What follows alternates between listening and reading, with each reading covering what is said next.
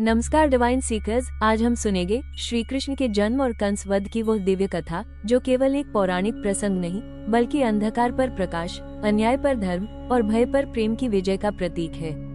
भाग 1। अत्याचार का युग और भविष्यवाणी। मथुरा के राजा उग्रसेन के पुत्र कंस ने अपने ही पिता को बंदी बना लिया था और राज्य पर अत्याचार पूर्वक शासन कर रहा था।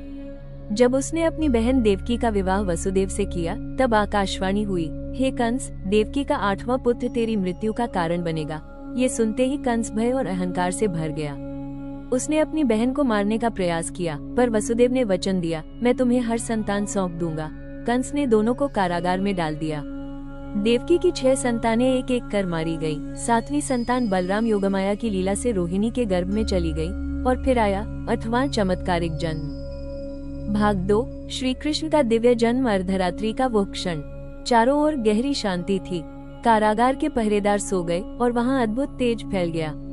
देवकी और वसुदेव के सामने स्वयं भगवान विष्णु प्रकट हुए, शंख, चक्र, गदा, पद्म से विभूषित, दिव्य प्रकाश से आलोकित। उन्होंने कहा, माता पिता, भय मत करो, मैं तुम्हारा पुत्र बनकर अवतरित हुआ हूँ, अधर्म का अंत करने और धर्म की रक्षा के लिए। देवकी ने फोल्डेड हैंड से कहा, प्रभु, आप अपने वास्तविक रूप को छिपा लीजिए, क्योंकि कंस इस प्रकाश को सह नहीं पाएगा। और तभी विष्णु ने बालक श्री कृष्ण का रूप धारण कर लिया।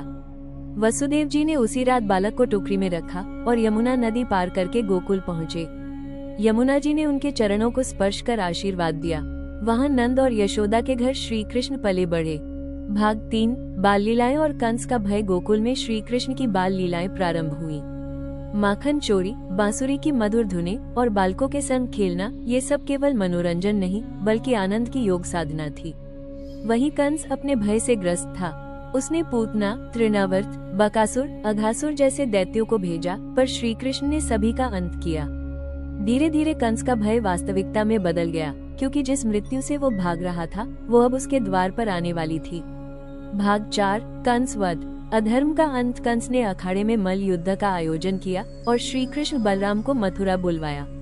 श्री कृष्ण ने आते ही कंस के विशाल धनुष को तोड़ दिया और उसके दैत्यों को परास्त कर दिया। जब अखाड़े में कंस आया तो श्री कृष्ण ने उसे सिंहासन से खींचकर भूमि पर गिराया और अधर्म का अंत कर दिया।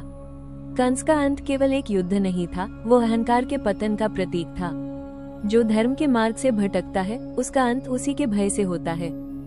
भाग 5। आध्यात्मिक संदेश। श्री कृष्ण का जन्म और कंस वध हमें ये सिखाता है, हर अंधकार में एक प्रकाश छिपा है।